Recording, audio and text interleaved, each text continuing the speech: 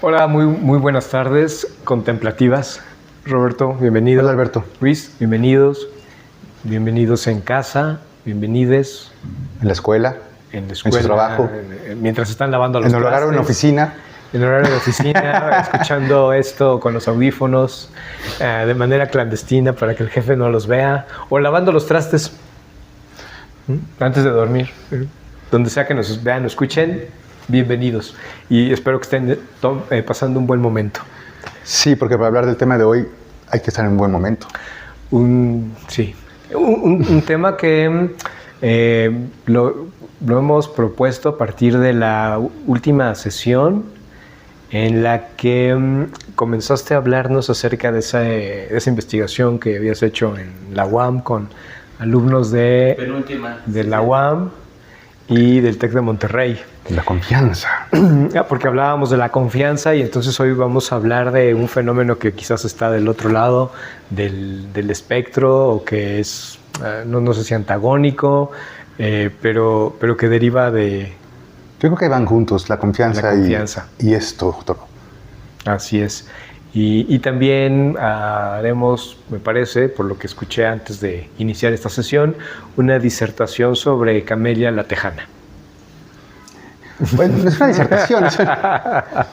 Es que sí, creo que esa canción retrata muy bien de lo que vamos a hablar hoy, que es no el contrabando, pero sí la traición. Y la venganza. Lo aclaro. Traición y venganza. Es el tema de esta tarde contemplativa. De hecho, cuando estaba preparando el tema, dije, me pusiste a pensar, traición y venganza va siempre de la mano. Siempre te vengas motivado por una traición, o la traición siempre te va a llevar a una venganza. Detrás de un deseo, porque el otro merezca algo malo, algo que lo castigue, ¿hay una traición sentida? De alguna forma, yo llegué a la conclusión de que sí. Yo llegué a la conclusión de que no. Porque me parece que la traición implica un vínculo entre dos personas. De ahí que cuando yo siento que traicionaste nuestra relación, nuestro acuerdo, nuestros pactos, hay un daño, hay un dolor a nivel psicológico que podría desembocar en la venganza. Pero también podría ser el caso de que reciba un daño de alguien con quien no tengo relación alguna, en consecuencia no hay un vínculo de confianza, no tengo una expectativa de que cumpla un acuerdo y puedo recibir un daño y eso llevarme a buscar la venganza. Es que yo pienso que la sofisticada tecnología cultural humana ha hecho que la venganza, precisamente para que no esté a cargo de las manos directas, están a cargo de otros elementos que vamos a llegar al final. Nos podemos vengar de otra forma por actos que nos pueden hacer daño y por actos que rompen o traicionan una relación que implícitamente mantenemos como sociedad. Pero vamos a ver qué nos dice Camelia la Tejana de eso más adelante. Por lo pronto el tema de hoy es traición y venganza, o venganza y traición. Lo primero que suceda. Me parece que primero va la traición. ¿Y qué entenderíamos por traición? Pues yo lo entiendo como el transgredir, no respetar o romper un acuerdo. Pero no cualquier acuerdo. Un acuerdo que implica un lazo íntimo, con más o menos intimidad, pero un lazo, un vínculo entre yo y algo más. Puede ser una persona, pero puede ser también algo que no es una persona. Puede ser un sistema, puede ser una institución, puede ser una investidura. Ahí habría millones y millones de gente traicionada. Exacto. Ok. Pero hay que ver un poquito cómo empezaron las revoluciones. Sentimiento de traición de los pueblos. Y entre protagonistas de esas revoluciones. Entonces, traición implicaría, sí, la transgresión de un acuerdo o de la confianza a partir de un vínculo, dices, con cierto grado de intimidad. Y yo creo que se siente mucho porque es un acuerdo que se rompe con alevosía. Okay. Con intención y conciencia previa de que lo vas a romper. Por eso es una traición. No es algo inesperado, no es una decisión que tuvieras que tomar de repente y tuviste que decidir hacerlo. De hecho, cuando las traiciones llegan a ser así, el sentimiento puede reducirse, el sentimiento de malestar. O sea, cuando es como no tuve otra opción. Producto del contexto. Ajá, o de un dilema, ¿no? Pero generalmente es conscientemente. Okay. Que también lo dicen los sabios tigres del norte, cronistas del norte mexicano, con Camelera Tejana. Ajá. Que valga decir que tuve que volver a escuchar hace unos minutos la canción para recordar la letra. Hagan pausa a este episodio, vayan a escuchar Camelera la Tejana y regresar. Lo pones en los comerciales. Ok, ajá. Ok, entonces, la traición supone un vínculo previo que se transgrede, los acuerdos, las expectativas que se tienen de ello, y se genera un daño. Ahora, ese daño... o no, se genera un sentimiento, a veces ni siquiera de daño, de haber sido roto, de haber transgredido ese acuerdo. Entonces, a veces no implica necesariamente daño alguno, en términos objetivos, ni daño físico, ni daño económico, ni daño social. Es un daño, una relación fracturada.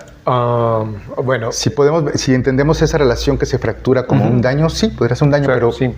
Sí, yo también lo pensaba que en términos, en la dimensión psicológica, lo importante es la apreciación que tengo de que el otro transgredió nuestro acuerdo.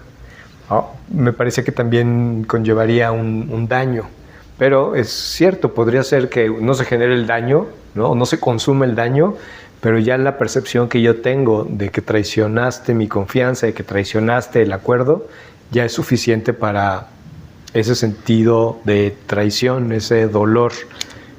Okay.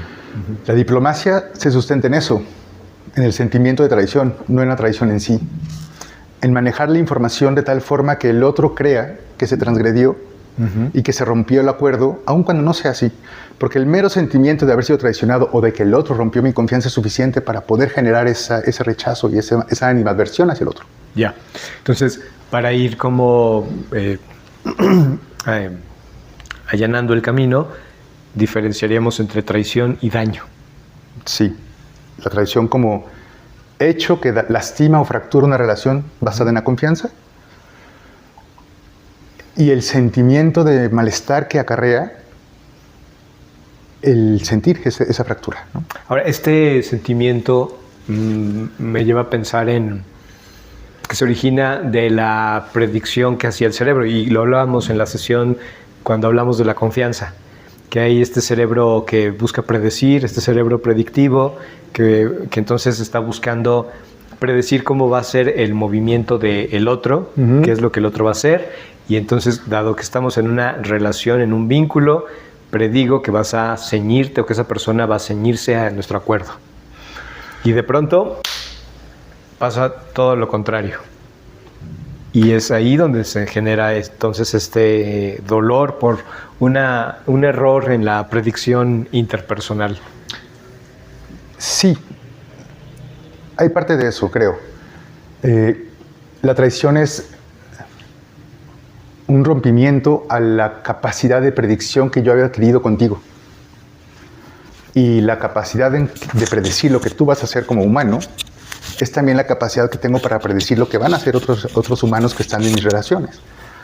Cuando una persona me traiciona y hace que la manera en la que yo puedo predecir los comportamientos de quienes me rodean deje de ser predecible, o deje yo de poder controlarlo, de tener cierta certidumbre, hace que se me mueva toda la confianza que tengo depositada en todas las demás personas. Sí hay algo de eso. De hecho, mucho, ¿no? Creo que es uno de los elementos fundamentales. Nos enfrenta a la impredictibilidad, a la incertidumbre que siempre nos va a acompañar y que nos molesta tanto y nos da tanto miedo que construimos sistemas afectivos tan sutiles y sofisticados como la confianza para poderlo evitar. Pero no solo es eso. Cada vez que construimos con alguien una relación de confianza que puede en algún momento ser rota, no solamente se rompe la confianza que tengo depositada en el otro, se rompe la imagen de ese otro. Claro.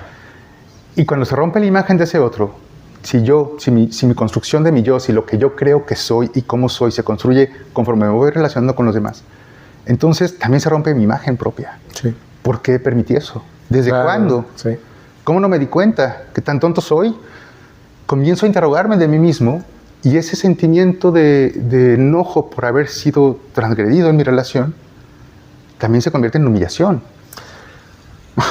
Bueno, sí, esto que tú llamas de estarme preguntando por qué pasó y contándome la historia, yo lo nombraría como la rumiación propiamente, ¿no? Ocurrió esto y entonces empiezo a generar una rumiación de por qué lo hizo, no debería de haber hecho, por qué no me di cuenta, qué hice yo para merecer esto. Y la rumiación también me parece que es un mecanismo a través del cual buscamos controlar. O sea, construyo una explicación que me permite recuperar cierto control, por lo menos a nivel explicativo, explicándome por qué lo hizo el otro. Yo creo que la rumiación viene después. Si yo tuviera que atender a un paciente, bueno, cuando tengo que atender pacientes, o yo mismo en casos que yo he sentido esa traición. Si atendieras a Camelia la Tejana, por ejemplo. Primero me fijaría que no trajera un revólver. Que lo deje en la zona de espera. Ajá, que lo deje en la zona de promesas. Pero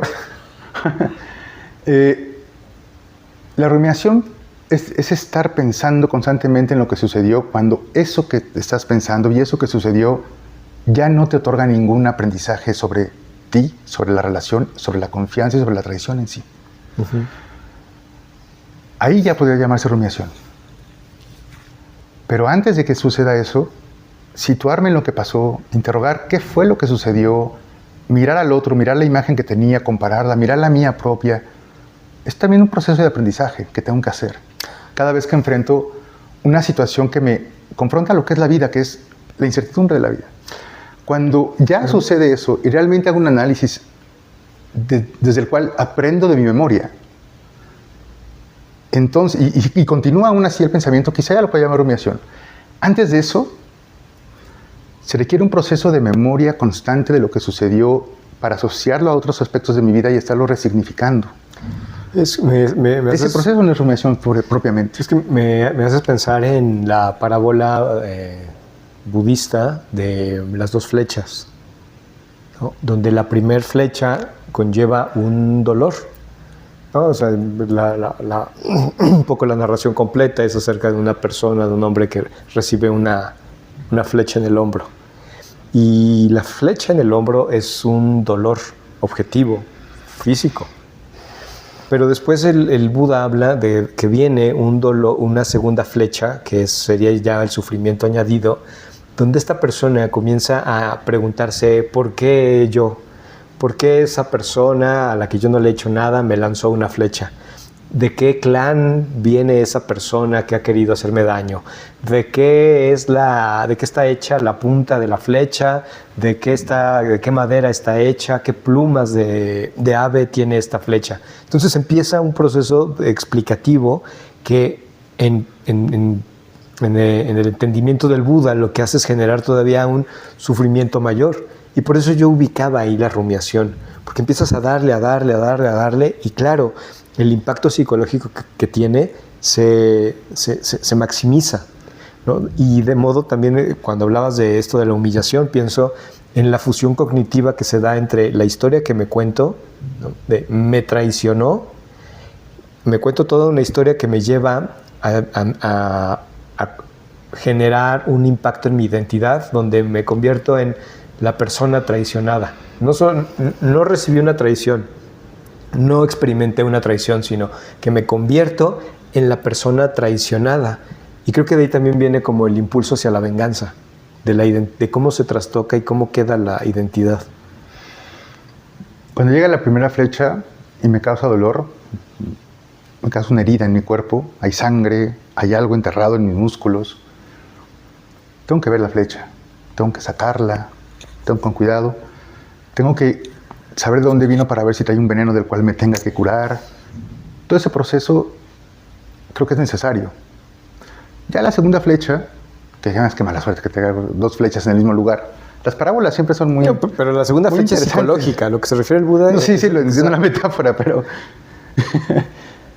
pero esto también la metáfora de qué mala suerte que te caiga en el mismo lugar, también es un poco así, es... Cuando te llega la primera flecha de dolor y la tienes que observar para poderla quitar y poder hacer las curaciones necesarias para que esa herida que te abrió pueda comenzar a sanarse, tienes que ver la flecha, tienes que tocarla y tienes que estudiarla un poco. Sí tienes que saber de dónde vino para ya no poner el hombro en ese mismo lugar o en esa dirección. Si no te quieren ahí, ¿para qué vas? Diría mi abuela. O diría la tía Merceditas, como diría la Blanquita. Pero la segunda flecha, que sería esta metáfora de qué mala suerte que te caiga en el mismo lugar, pues sí, porque generalmente cuando te cae en el mismo lugar es alguien que sabe que en ese lugar ya hay una herida y solo eres tú, ¿no? Si en esa segunda flecha sigues haciéndote las mismas preguntas y es una flecha que en realidad ya no llega a la herida que estaba, porque es una flecha que no existe en términos físicos, es una flecha que tú traes y pones, entonces sí podemos hablar de un aferramiento a esa historia que te está contando esa tradición.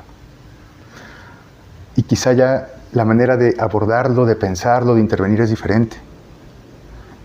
Pero la primera yo creo que es necesario porque la traición es algo muy severo y muy importante de vigilar en sociedades que se basan en la confianza. Castigo altruista le llaman algunos biólogos evolutivos cuando se presenta en comportamientos no humanos. Bueno, pero también habría que entonces diferenciar entre venganza y castigo. Altruista.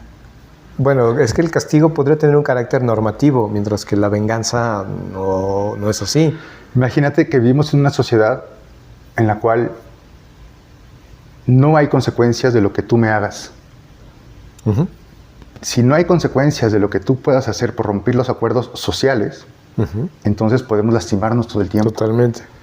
Por eso le llaman castigo altruista. Te tengo que castigar por tu bien y por el bien de todos, ¿no? Para que eso no se repita. Pero hay muchos actos que no pueden ser castigados socialmente, digamos, ¿no? Porque están todavía en lo íntimo, en la relación de uno a uno. Esos actos son los que pueden llevar a la venganza personal, pero no solamente. Cuando un pueblo o una comunidad, un colectivo, realmente depositan confianza en sus líderes, y esos líderes hacen algo que transgrede los valores por los cuales se acordó que él iba a ser líder, la traición se puede traducir en movimientos sociales importantes. Que en México no confiamos en los políticos es casi un alivio para ellos. Si realmente confiáramos en ellos, el dolor que sentiríamos por lo que hacen desencadenaría más movimientos de los que ya hay. Sí. Pero para no traicionar la secuencia de las tardes contemplativas, vamos a meditar. Ya que metimos polvo crítico, vamos a meditar. Espero que mi cuerpo no me traicione hoy. Eso está interesante. ¿Por qué le llamamos traición cada vez que nuestro cuerpo falla? Yo no le llamo traición. Demonios. Yo sí. Y eso ni siquiera confío en él. Y eso genera una narrativa.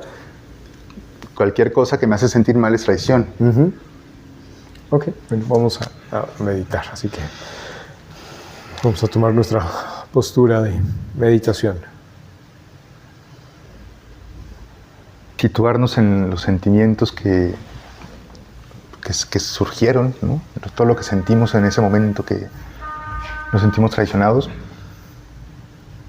Entendí por qué es tan difícil nombrar un sentimiento de la venganza. En español y en casi ningún idioma tenemos un sentimiento de venganza. Algo como el Schadenfreude en alemán. Este sentimiento de gusto, de placer porque el otro que hizo algo malo moralmente está recibiendo su castigo. Es un sentimiento muy particular que por supuesto hemos sentido el lero por, pero no tenemos nombre propiamente para eso. Y cuando no tenemos nombre de un sentimiento, tenemos una experiencia más difusa de eso. Bueno, por eso los alemanes son tan... Un día hay que hablar de eso, ¿no? De cómo el lenguaje puede construir las estructuras mentales. Entonces, claro, cuando llega la traición hay muchos sentimientos. hay enojo, hay tristeza, hay decepción, puede haber humillación, puede haber odio. Nombrar todo ese conjunto de cosas tan complejas no es fácil. Ahora estoy pensando que por eso fueron 7 balas las que disparó Camelia. Yo creo que fue otra cosa. Una por cada emoción, que estaba sintiendo. Una por cada emoción básica y la de ella. Sí, eso es una experiencia compleja. Sí, es tan compleja que es difícil nombrarla. Porque la venganza es un acto. Es un acto ya consumado. Ni siquiera, o un deseo quizá.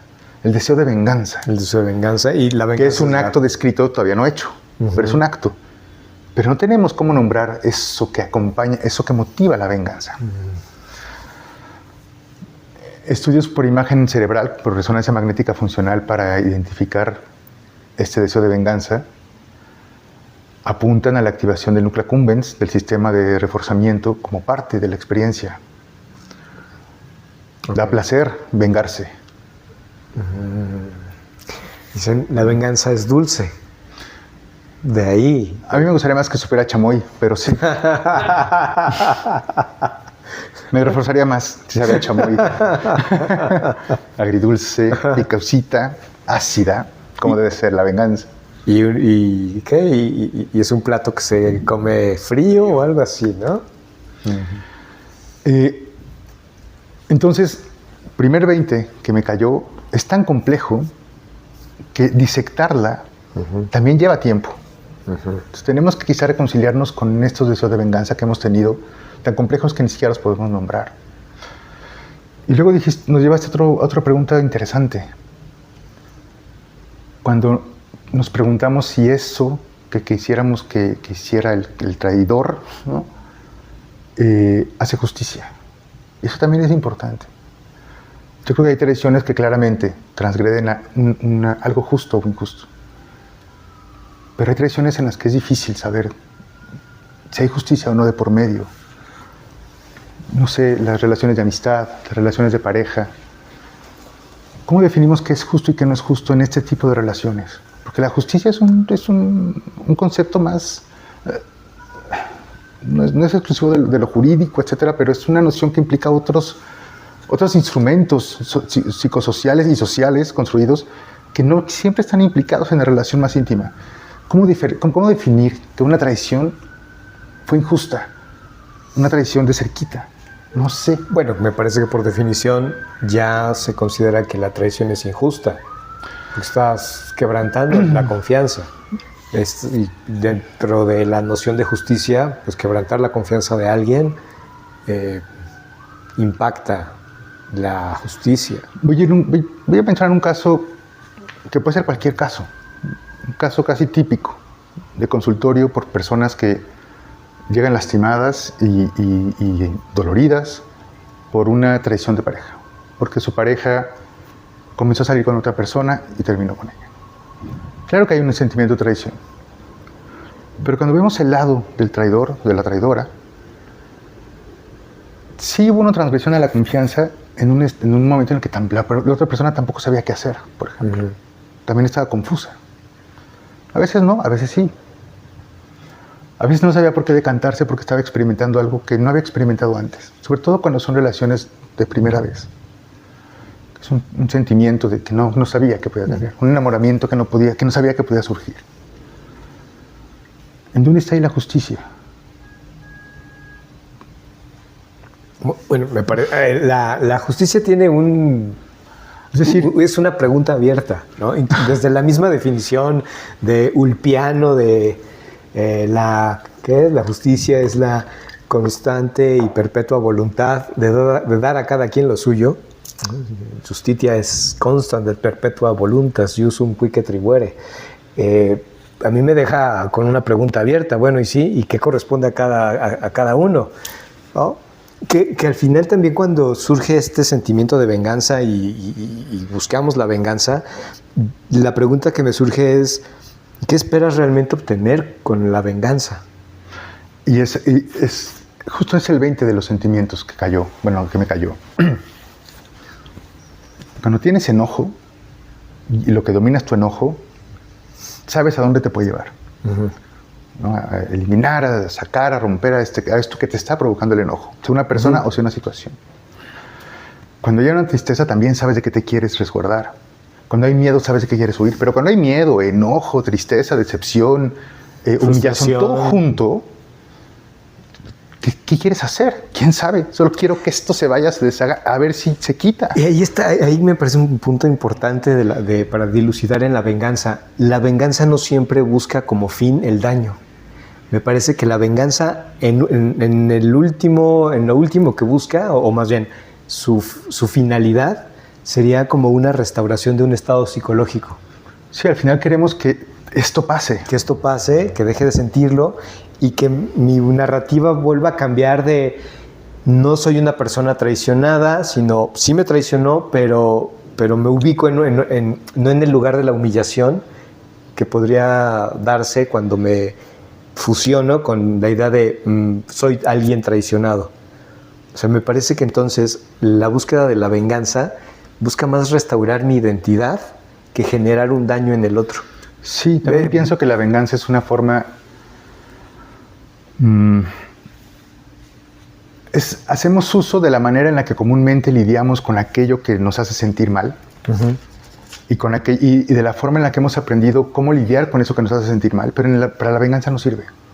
Porque es tan complejo uh-huh. que nos cuesta trabajo detectar que lo que se rompió ahí, que la situación que me está provocando eso ya no está, que fue la relación. Esa confianza que se transgredió ya no existe. Entonces también hay un duelo. Porque ni siquiera tienes hacia qué vengarte. Bueno, ¿la persona qué? Ajá, pero la venganza... Es decir, cuando tú sientes un malestar por algo, cuando tienes una emoción propiamente dicha de algo que la causa, un enojo que me provocó algo o alguien, y voy y lo agredo, o voy y lo enfrento, sabes que hay una persona o hay algo que lo está provocando.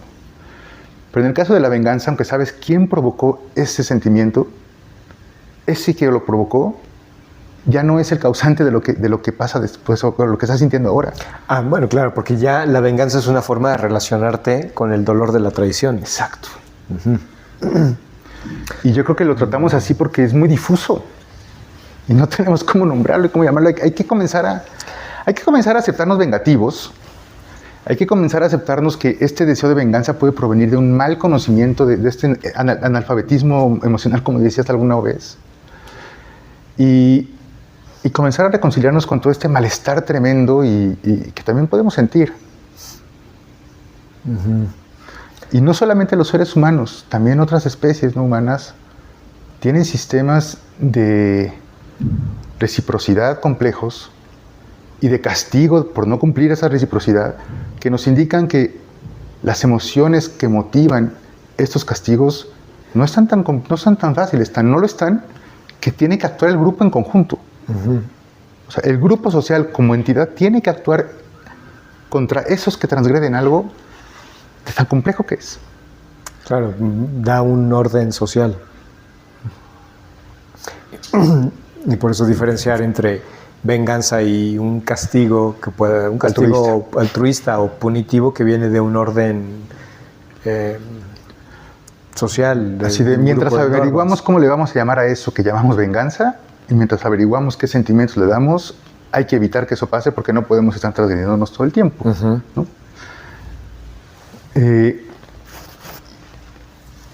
Y también este lenguaje que usamos, fui traicionado. Ponerle en nuestro yo a cualquier cosa que sentimos hace que lo sintamos más todavía.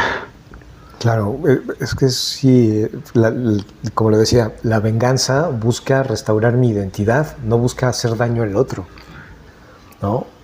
O sea, pienso en cuando la gente narra o describe este sentimiento de venganza, ¿no? O sea, no busca el daño, sino es que esto no se puede quedar así porque no me va a ver la cara, ¿no? O sea, siempre, claro, se trata de mí, pero hay un reforzamiento del sentido de identidad que busca ser restaurado, limpiado, algo. Entonces, todas esas rolas que dicen después de la traición amorosa, que se vuelven a encontrar y ahora ya soy como el ave fénix, soy otra persona, ¿no? Me hiciste darme cuenta de ese ser poderoso que no sabía que era. Es un poco esa construcción nueva que haces de ti, porque frente a una traición se rompe no solo la imagen de quien te traicionó o de quien crees que, sino también la tuya. Mía, ¿no? Porque tú diste una imagen que fue rota y ya te quedaste también sin esa imagen, que no vas a poder poner en manos de esa persona o de alguien más igual, porque capaz que te la hacen de nuevo. Tienes que reconstruir una imagen. Y claro que cambias. Y por eso estas ideas de la mejor venganza es seguir adelante, ¿no? Porque te instaura en la identidad de un ganador, de alguien que siguió adelante a pesar de la adversidad. O sea, otra vez se trata de mí y de salirme de la narrativa, de la identidad de el humillado, el transgredido. Tengo que recuperar mi dignidad a través de la venganza, ¿no? Porque esto no se puede quedar así. Luis, ¿ibas a decir algo? Sí, es que estoy pensando como muchas cosas. Ahorita que estás hablando acerca de la reparación, creo que... Y también desde lo justo, ¿no? Porque justamente la necesidad de buscar la reparación, siento que también está muy asociado a esta parte de la noción de lo justo, de lo injusto. Y meternos en temas de justicia, pues también ese es un tema, ¿no? Y ahorita recuerdo una frase que no me acuerdo qué serie lo escuché, pero me pareció algo muy sensato, que lo justo dentro de la vinculación social es llegar a un acuerdo en el que ninguna de las partes se pueda quejar, ¿no? Más que, por ejemplo, porque cuando tú discutías lo de lo justo, pero ¿qué le corresponde a cada quien? Le entra desde el otro lado, ¿no? Vamos a llegar a un acuerdo en que ninguna de las partes se pueda quejar de lo que le tocó, ya ni saber si le corresponde qué a cada quien, ¿no? Y ahorita que están reflexionando respecto a quién daña, qué daña, si es el sentimiento que se deposita después del acto que traiciona la confianza, justamente creo que también habría, o tal vez cabe la posibilidad de meter ahí la variable del poder, ¿no?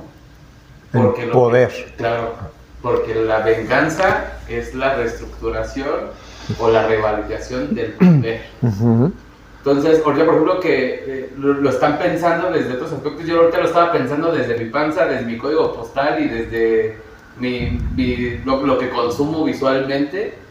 Y creo que el entendido de la venganza es dar un mensaje de que yo no soy esa persona a la que le vuelves a hacer eso. Así es. ¿No? Entonces, justamente creo que la venganza no es una reparación ni una reparación del daño, sino es el acto de devolver eso que se recibió y un poquito más, porque ese poquito más es lo que restablece el poder. Claro, es también como un mensaje social, claro, ¿no? Porque no solo de hecho la venganza pretende ser pública. La venganza, pero no la trama de la venganza. No, claro. Porque pues no, porque si no se dan cuenta, Luis, ¿cómo te va? ¿Cómo le va a llevar de sorpresa el golpe? Pero es que justamente esa es otra cosa que quería tocar, porque ahorita lo estaban platicando y que me parece algo, ahorita que lo estaba como reflexionando, es que la gente, la venganza también tiene una cara de vergüenza.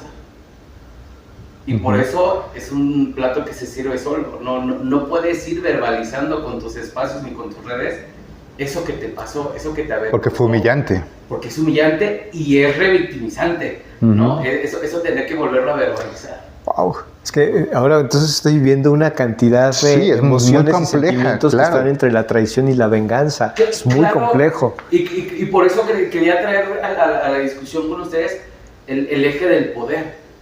Porque justamente creo que ¿qué acto es o no una traición? Algo que me quedé pensando desde las dos sesiones anteriores respecto a cómo se establece la confianza, y justamente estaba releyendo un ensayo que tenía que ver con las relaciones de poder, y creo que había un párrafo muy bonito que decía que la confianza es esta noción de que entiendes que a la persona con la que te estás afiliando tiene la capacidad de vulnerarte, pero sabes que no lo va a hacer, ¿no? Por eso lo retoma desde el poder. Y ahorita que estamos hablando de esto, creo que desde ahí se puede conducir estas emociones que se relacionan con el poder para el ejercicio de la venganza, ¿no? Y quería contarles no una anécdota porque no es mía, pero un caso que a mí me parece es el ejemplo de la venganza, que fue de un jugador, hubo una bronca entre jugadores, van a conocer al primer agresor, que fue el papá de Haaland, el jugador noruego apenas, y en una disputa con el balón con Roy Kane, chocan y le lastima la rodilla y el jugador se va lesionado 6 meses, 8 meses. Y entrena y regresa y pensaron que le iba a poner en su madre la primera vez que lo tuviera y no pasó. Y dejó pasar el tiempo y dejó pasar el tiempo y dejó pasar el tiempo hasta que en una jugada lo pescó y le rompió la rodilla. Y fue y le reclamó y le dijo, yo no fingí mi herida, aquí está la vuelta, ¿no? Entonces, justamente me quedé pensando ahorita que decías que la mejor venganza era hacer que todo parecía bien, que todo estaba bien, pero justamente es desde esta carga de la vergüenza, ¿no? Y de restablecer lo que soy, pero un poquito más. Por eso pienso que es importante analizarlo también desde el poder. Sí, creo que tienes razón. Y eso mete otra complejidad más. Cuando dices un acuerdo en el que todos estén contentos, que nadie se queje de lo que le toca. Y puede llegar a ese acuerdo en el que ninguna de las partes se queje en un momento. Pero ese momento va a cambiar. Entonces, 10 años después, o 15 o 20, lo que cada quien le toca, ya te puedes quejar porque ya somos diferentes, ya hay cosas, y hay otras cosas que nos dan diferentes poderes. Claro. Y cómo garantizar que aún con los cambios que hay, se tienen que estar constantemente renovando esos acuerdos, solo mediante un colectivo. Por eso los colectivos son tan importantes como los vigilantes de que aun cuando tengas la capacidad o el poder, no lo vas a hacer. Porque hay ojos viéndote que pueden actuar para eso. Y en esa tecnología cultural que hemos creado,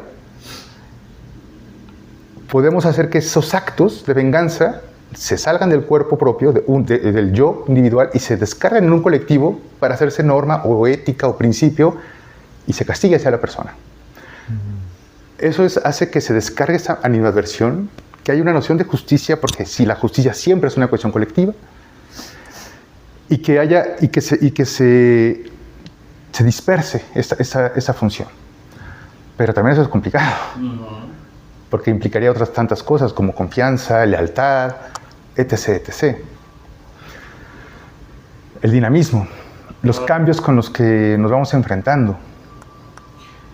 Claro, y que retomo lo que acabas de mencionar y el ejemplo de las parejas, porque creo que en este momento es como la forma en la que podríamos ejemplificar estas nociones tanto de traiciones como, no sé si de venganza, pero sí de traiciones, ¿no?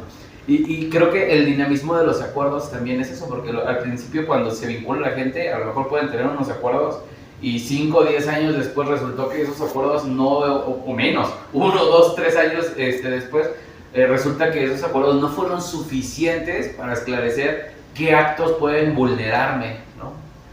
Y que no necesariamente representen una traición, por ejemplo, ¿no? Sí. Eso que hasta en las películas sale. La pareja, generalmente una mujer, que se espera a que su pareja, generalmente un hombre, termine su carrera y lo apoya, entonces ella trabaja y él estudia, y ya que él es un gran y exitoso profesionista, la manda a volar, ¿no? Que ya tiene el poder y capacidades y otra serie de recursos que ella ya no tiene, ¿no? No se deja la del proceso. Ya es poquita cosa, ¿no? Entonces, ¡pum!, la manda a volar. Ahí es un uso de poder que cambia por una dinámica que pasa en el tiempo y hace que los poderes sean desiguales, ¿no? Y hay una traición porque una de las partes sí cumple con el acuerdo y la otra, en cuanto llega a donde el acuerdo ya puede cambiar de rol, ya no lo hace. Y es cierto, hay una transgresión a un acuerdo previo. Y también hay necesidades diferentes que se tienen que cumplir. Y quizás eso es lo que hay que hacer. Las necesidades van cambiando conforme vamos cambiando también nosotros. Y los acuerdos generalmente se hacen estáticos y no cambian conforme las necesidades van cambiando. Y nos cuesta trabajo actualizarnos con nuestras propias necesidades. Porque de entrada nos cuesta trabajo darnos cuenta de los cambios que tenemos. Claro. Y aceptarlos. Sí, claro. ¿Tú qué opinas, Alberto? Te veo dubitativo, te veo ahí. Estoy tratando de acomodar todo esto de lo que están hablando ante la complejidad de la traición y la venganza. Y Camelia Tejada lo redacta muy bien. Bueno, es que ahí también está la situación de poder, ¿no? Donde él ya tenía todo planeado. Él tenía el poder de la información que ya no tenía. Él sabía que ya tenía al amor de su vida. O sea, la canción comienza describiendo cómo salen de San Isidro, llegan, y todo este contexto es para mostrar, bueno, no sé si con esa intención lo escribían los Tigres, yo creo que sí, porque son los sabios cronistas del norte, pero es la confianza más sólida y más intensa se hace en los momentos de mayor riesgo, en los momentos y en las situaciones en las que solamente confiar en el otro te puede salvar. Claro, y la situación que describe es esa. El contrabando es así. Estás haciendo algo lo más ilegal y clandestino que puede haber, y solamente depositando tu confianza en el otro puedes librarla. Entonces, el vínculo que hace entre Amelia con Emilio es muy sólido, ¿no? Y es lo que se transgrede. Cuando le dice, ahí está tu varo, yo me voy con el amor de mi vida. Espérate, ¿cuál amor? Él tenía información que ella no tenía. No estaban en igualdad de circunstancias. Había poder que ella nunca supo. Estaba en una desigualdad de la cual nunca se enteró. Entonces viene además la humillación. Camelia no era cualquier Camelia. Era una mujer con tanta agencia que se metió a ese mundo con él. Claro. Entonces estaban en igualdad, o así lo entendía ella. Y resulta que no fue así. Por eso saca el revólver y le da 7 balazos. 7 balazos. 6 y 7 porque no es suficiente matarlo al otro. Exacto, un poquito más. No, claro. Ese poquito más es un mensaje social, ¿no? Como justo... le gritas al mundo, exacto. No me puedes hacer Siempre eso. hay una bala extra. Y en ese sentido, si Camelia está viendo esto, si Camelia existió, Da señales de vida, Camelia. da señales de vida y cuéntanos qué fue Dale like a este video. qué fue de tu vida. No solo le des like, sino qué fue de tu vida. Y la segunda pregunta es, ese sentimiento que nos lleva a vengarnos, ese Schadenfreude que se ha identificado con varios estudios, castigo altruista le llaman algunos biólogos, deseo de venganza le llaman tal cual otros, se acompaña no solamente de esta activación en el núcleo del placer o del reforzamiento, sino se acompaña también de otra dimensión emocional más asociada a la envidia y que involucra la función cerebral de regiones involucradas en el dolor. La envidia es un dolor sentido centralmente. Es muy común que el Schadenfreude se acompañe de este sentimiento doloroso también. Y es un poco la respuesta, la pregunta que tú hacías, o más bien la afirmación, ¿no? La hipótesis. ¿Qué quiero con la venganza? Restaurar esto que estoy sintiendo, dejar de sentir este dolor que estoy sintiendo. La venganza es un acto motivado por dolor. Y todo acto motivado por dolor es irracional porque es un acto hecho para a ver si eso me sirve para quitar el dolor. Yo no estoy de acuerdo con eso. ¿Por qué? Porque a mí me parece que la venganza es un acto violento. Y al categorizarlo así lo pongo como un acto premeditado. Porque necesitas saber qué tanto tienes que hacer, cuándo lo tienes que hacer, cómo lo tienes que hacer, con quiénes lo tienes que hacer. La venganza ya como acto sí, pero el deseo, el motivante... Pero justamente, o sea, el hecho de que tú estés teniendo este deseo, esta necesidad de repararte, de volver a tu identidad, como lo decía Alberto, se implica también este proceso de planeación. Pero ahí todavía no hay planeación, hay solo el deseo. No, imagínate si fuera violencia todo el deseo que tenemos. Uf. No todo el deseo. El deseo de dar el daño que recibí, o sea, en esa lógica del orden del es que no es un sentimiento de deseo solamente, es un sentimiento de deseo acompañado de dolor. Sí, totalmente. Es como cuando te das un machucón tremendo y le das el golpe a la puerta. Bueno. Es un poco así, pero en más, ahí todavía no hay acto. La venganza ya, por eso se come fría, porque viene después. Pero el motivante, que es lo que hay que disectar para saber de dónde proviene, que lo antecede, y es lo que hay que trabajar. Y creo que hay que trabajarlo justo con las infancias. Esta idea de no hablar de esto con los niños Al contrario. El Señor de las Moscas es el claro ejemplo de cómo cualquier persona a cualquier edad puede hacer todos estos y crear una comunidad basada en la venganza y en el castigo. Y así sobrevivieron los chavos. Si no se socializa eso desde niños, si no nos alfabetizamos en este sentimiento, a ver, ¿qué estás sintiendo? Vamos a aclararlo, déjatelo sentir, vamos a definirlo, para entonces planear lo que sea que vayas a hacer con una claridad de esta motivación. El problema es que estamos tan renuentes a siquiera fijarnos en eso que sentimos para poder aclarar y saber, a ver, ¿qué está pasando? ¿Esto que siento qué es? Que puedo empezar a planear cualquier cosa con un sentimiento que nunca comprendí. Que no solo no comprendí, que lo rechacé y que lo escondí porque de eso no se habla. Y yo creo que nos tenemos que asumir personas o seres que nos duele sentirnos traicionados, que nos duele sentirnos transgredidos, y que ese dolor nos puede llevar a sentimientos que no necesariamente implican lo que yo quisiera hacer. Y tenemos que reconciliarnos con eso que hay que saber, por lo menos identificar. A ver, entonces me está viniendo un poco a la cabeza con esto que están platicando, como los elementos que explicarían la venganza dentro del budismo. Okay. ¿No? O sea, nombran el sufrimiento o el dolor que hay, ¿no? Ahí estaría dukkha.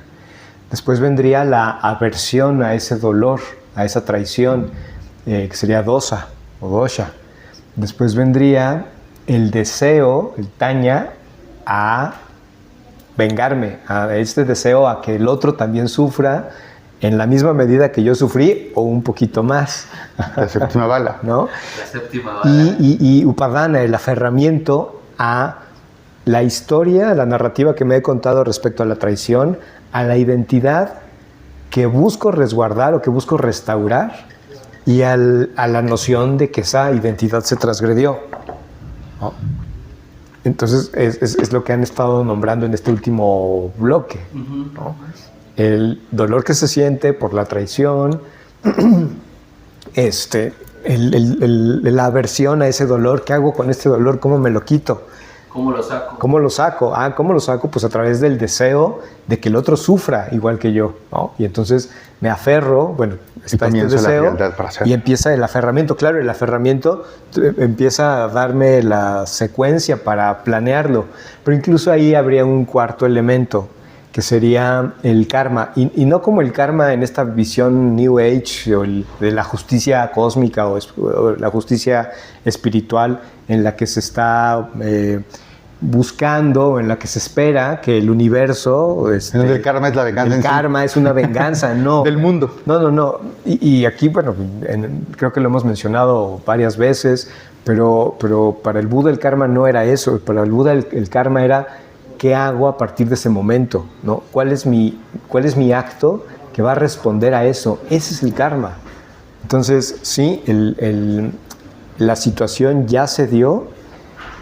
Luego, entonces, lo que viene es, ¿qué voy a hacer con eso? ¿No? ¿Qué voy a hacer con ese dolor tras la traición? ¿Qué voy a hacer con ese deseo de desquitarme, de vengarme? ¿Lo voy a llevar a cabo? ¿No lo voy a llevar a cabo? Ahí es donde estaría generándose realmente el karma. El karma no es lo que nos pasa, sino lo que decidimos hacer con lo que nos pasa. Pues eso me hace pensar más todavía que es algo que tenemos que socializar desde tempranas edades. Porque cuando ya adquirimos la capacidad de nombrarnos traicionados, ya estamos más bien grandecitos. Entonces ya llegamos a un momento en el que llegamos a los 15, 18, 20 años sin saber cómo manejar eso. Uh-huh. Y si alguien se siente traicionado, son los niños y las niñas. Porque casi cualquier cosa que no cumpla lo que ellos esperan pueden denominarlo traición o vivirlo como tal. Y si no, los contribuimos a que socialicen ese sentimiento y lo sepan dar palabras y sepan clarificar qué sí es justo, qué no es injusto, qué es nada más porque así es la vida, porque ya no está con esos compañeros, porque cambió de escuela, por muchas razones. Entonces puede comenzar una interpretación de eso cada vez más difícil de desentrañar y de desanudar. Y cuando llegamos a enfrentarnos a nuestra primera transgresión de acuerdos, lo hacemos desde ahí, desde este sentimiento anudado que nadie nos dijo cómo llevarlo a cabo más que esconderlo. Sí, si hubiera aquí un psicoanalista le daría bastante cuerda el hablar de la traición que genera los padres hacia los hijos para generar esta distancia, ¿no? La traición del padre hacia la hija y de la madre hacia el hijo. Imagínate lo que siente un niño la primera vez que va con su mamá a la escuela a los 6 años y lo deja en la puerta. Claro. Lo recuerdo muy bien. Porque horrible. No dice que yo no hice tanto, pues seguramente primero me dio a la madre en eso, pero hay personas que sí. Eso para un niño es una traición. Es, oye, ¿qué no estabas cuidándome a mí? ¿Qué no es lo que tienes que hacer todo el tiempo? ¿Y me vienes a botar aquí todo el día? ¿Cómo vives un niño? Y así muchas otras cosas a lo largo de cambios en su vida que son muy, muy, muy, muy continuos. Estás destapando memorias. Estás abriendo portales que estaban cerrados en mí. Vamos a consultarlo, por favor. Necesito contención. Disculpa. No fue con intención. ¿Venganza? Estaba pensando si me estaba vengando, pero creo que todavía no has hecho algo que... Claro, sí. Fue algo que hiciste hace 4 años, imagínate. No agradecer las empanadas. ¡Ah! Todo cobra sentido. ¿Cómo que? ¿Cuál Ya es? se me había olvidado. Uy, ¿Cuál es? no. Ya se me había olvidado. Sí. Ay, pero ibas a decir otra cosa. No. Yo creo que ya íbamos hacia cerrar la sesión, así que aviéntanos el cierre, Luis. No, justo yo ya saben que soy Contreras, ya saben, los que me escuchan y que todavía no conocen mi rostro saben que soy Contreras. Yo creo que entiendo la importancia que comparte Roberto de que las infancias aprendan a reconocer la complejidad emocional de los actos que viven en sus entornos y que justamente eso les permita construir vínculos seguros o respetuosos. Y yo me posicionaría en la otra banqueta, ¿no? Así de, pues mejor enseñémosle a las infancias a respetar acuerdos y nosotros a También respetar los acuerdos con las infancias, porque creo que no sé si tocar o no el ejemplo contra Alberto de si a mí me hubieran dicho que me van a llevar a un lugar en el que no te voy a ver a ti, papá, mamá, que tengo que estar ahí 6 horas y que me tengo que ir preparando porque esto va a ser algo que voy a tener que hacer diario durante bastante tiempo y yo pueda responder o hacer las preguntas de ¿por qué tengo que ir, mamá o papá? O me tengo que quedar, ¿por qué me tengo que quedar? ¿Qué gano yo estando ahí? O sea, si tuviéramos este proceso, tal vez no habría una facilidad de desarrollar estos sentimientos de tan complejos como la traición. No habría gente haciendo doctorados. No habría, por ejemplo. Yo creo que eso que estás diciendo creo que está ya observándose, porque al final es una relación de poder. Claro. Y la forma en que la parentalidad cuidaba de las infancias hace 20 años sí ha cambiado y es una relación, sigue siendo una relación de poder un poquito más consciente. Esta idea de preguntarle al niño por lo menos cómo se siente es una ganancia. Ya es algo, ¿no? Sí, claro. Sí. Y sí estoy de acuerdo, también se tiene que enseñar a tener acuerdos, pero los adultos tenemos que respetar los acuerdos con los niños. Y uno casi siempre dice, es un niño, ¿qué importa? Es que justo ahí... Pero exactamente, ¿no? Le queremos enseñar al niño que se aguante, pues ¿qué pasó? Porque también el decirle, oye, aprende lo que estás sintiendo para que puedas responder a lo que sientes más adelante, pues también justamente es eso, ¿no? Y esto va a seguir pasando. No me parece tan un buen camino, ¿no? En el sentido de... Me gustó lo que dijiste hace rato, de explicarle a los niños y a las niñas, decirles, ¿sabes qué? Estos acuerdos son ahorita, pero pueden cambiar. O sea, en el entendido que la gente también, o las infancias crezcan sabiendo que la gente cambia.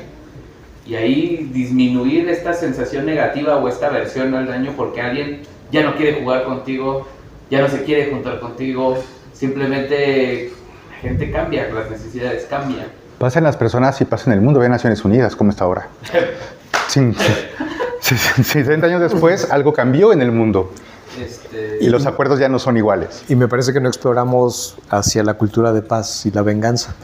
Pero tendrá que ser en otro episodio, en otra sesión, en otra tarde contemplativa. ¿Estás de acuerdo?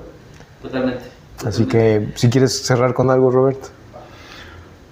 Yo creo que el tema de la traición es uno de los temas que tocan a prácticamente todos los seres humanos. Uh-huh. Siempre que lo hablemos, alguna referencia vamos a tener a la traición y casi siempre va a ser personal.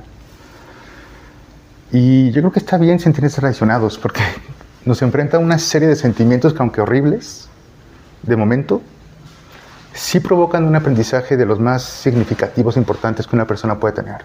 Entonces, cuando se sienten realmente traicionados y sientan todo este dolor, acérquense con sus amigos, acérquense con la gente que mejor no van a saber qué decirle, seguramente no van a saber qué decir porque no sabemos qué decir en esos casos. Cada traición es muy diferente y cada traición nos toca personalmente.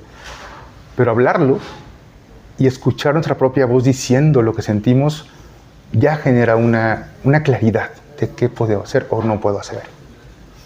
Uh-huh. Pues Roberto. Yo, siguiendo en esta idea, me parece que nombrar la rabia, la humillación, la vergüenza, el dolor que implique una traición es necesario. Solo recalcar que la venganza es uno de tantos caminos. Es una opción. Es una opción. Con consecuencias. No venimos a moralizar a nadie, pero hay otras formas de responder. Y insisto en esta idea, el karma no es lo que te pasa, sino lo que haces con lo que te pasa. ¿Qué quieres generar a partir de eso que haces? Porque va a tener un efecto, va a tener un eco en el mundo, en el universo. Sí, claro. Entonces, eso. Y si interpretamos mal todo esto, Camelia, corrígenos, por favor. Puedes dejarnos claves en los comentarios. A lo mejor sí nos puede decir, no, ustedes agarren la segunda maleta y miren, todo se arregla. Muy bien. En Instagram mañana nos sirve Camelia la Tejana. Bueno, y Tigres del Norte, agradezcanos que van a tener muchas visitas en sus... No, nosotros hay que darles gracias a ellos por usar las crónicas del norte. Está faneando. Muy bien, pues muchas gracias por vernos, por estar. Nos vemos en la próxima tarde contemplativa. Adiós.